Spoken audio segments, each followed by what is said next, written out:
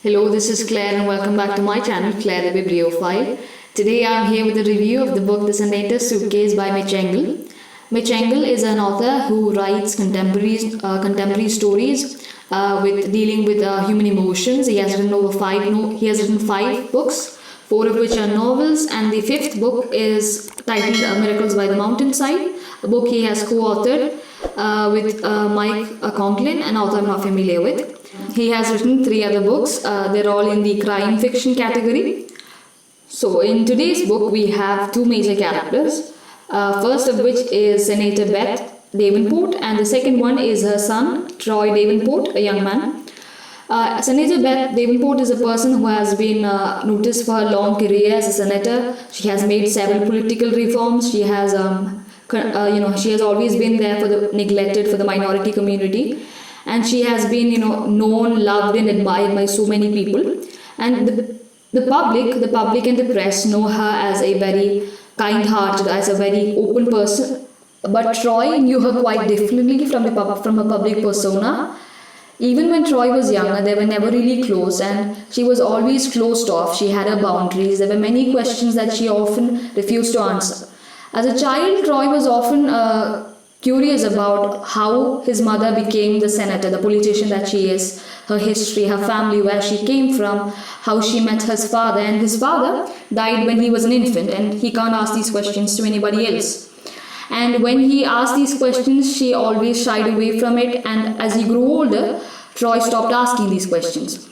Later, after the sudden death of Senator Beth, Troy is left with the duty of going through her affairs, like settling her affairs. He goes through her apartment, her office. He has to clear out stuff.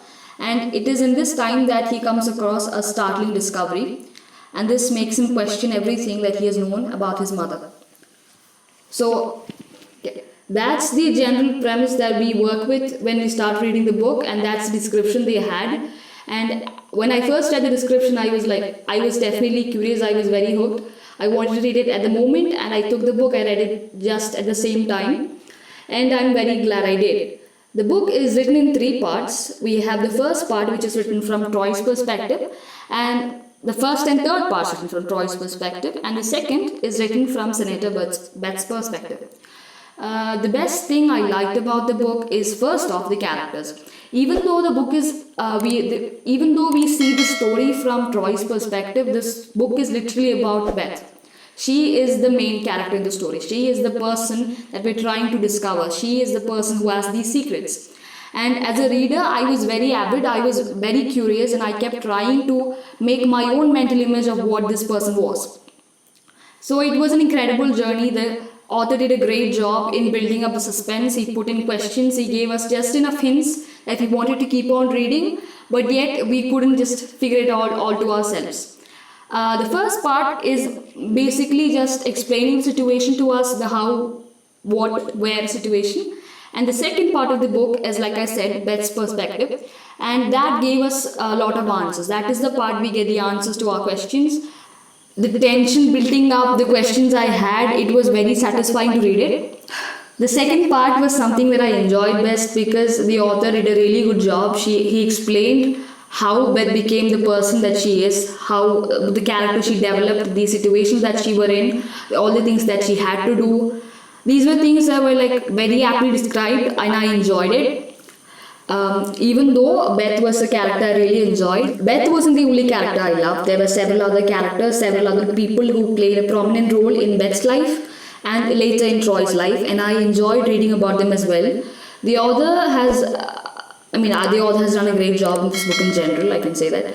And every character has been given enough history and enough story that we can understand their character as well. They have had unique characters, unique behaviors.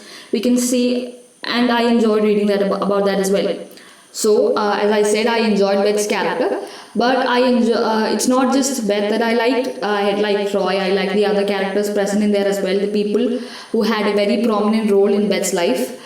There's nothing I dislike about the book. I love almost every aspect of it. There's just one minor regret that I can't say as a negative aspect. It's that Troy never got to speak to his mother openly. They never got to have a conversation face to face. So I can't really say anything about that. That's a part of the story. I recommend this book for mature readers who are interested in secrets, family dramas, and hidden agendas, things like that. But I advise caution to sensitive readers because there are instances of physical and sexual abuse. So that's something you should know when you're going into the book. And that's pretty much it about my review. I'll be leaving 2 links in the description box down below. One of them will be the links to this book, the purchase links to this book on Amazon, and the other will be the link to my review of this book on Online Book Club. I had received a request for the book Ikigai last week. I have not read the book. I have to read the book. I would love to do a review on it, but it'll take time, so I hope you guys will stay patient for that. That's pretty much it for today. I hope you guys enjoyed this. If you like this and have anything to add, any books you want me to review, leave a comment down below. If you think that this video benefited you or could benefit others, don't forget to share and subscribe. Have a great day. Bye.